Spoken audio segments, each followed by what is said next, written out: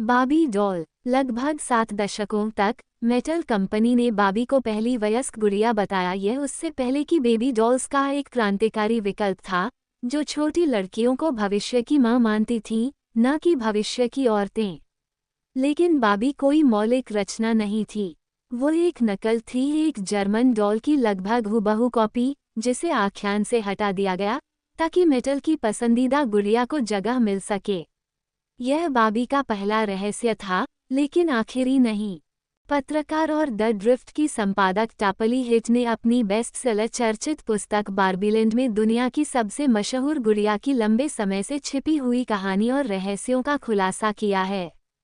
बाबी दुनिया भर की लड़कियों के दिलों की रानी बन गई और वहीं बनी रही।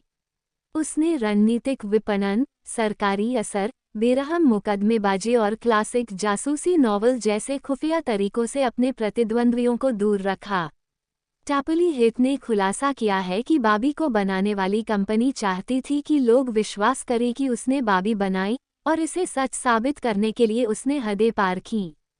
बाबी की शुरुआत की कहानी काफ़ी दिलचस्प है। जैसा कि बार्बीलैंड में बताया गया है, कैसे मेटल ने जासूसी, नकल और चोरी करके बाजार पर कब्जा किया और फिर लोगों को खरीदने के लिए विवश करने की खातिर आक्रामक लड़ाई लड़ी।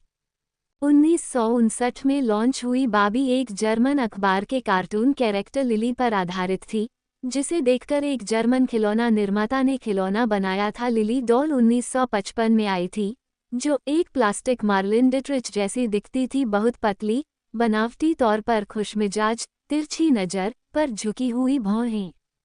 बाबी की अमेरिकी सर्जक जोशीली रूथ हैंडलर ने 1956 में यूरोप की यात्रा के दौरान कई लिली डॉल खरीदी। हालांकि खिलौनों के बड़े कारोबारी लुई मार्क्स को अमेरिका में लिली बेचने का अनुबंध मिला था, लेकिन 2 साल तक चले मुकदमे के बाद मेटल कंपनी की जीत हुई। अमेरिकी व्यवसाय की अंदरूनी दुनिया की यह मजेदार और दमदार यात्रा कॉर्पोरेट दिग्गजों, सांस्कृतिक प्रभाव डालने वाले और खिलौनों की दुनिया के प्रतिद्वंद्वियों पर से पर्दा हटाती है, जिन्होंने इस आइकॉन की दुनिया को आकार दिया। शुरू से ही कंपनी ने बाबी को एक ऐसा उत्पाद नहीं समझा जो पहली बिक्री के साथ खत्म हो जाए, बल्कि इसे कुछ ऐसा समझा जिसे संग्रहीत किया जा सके।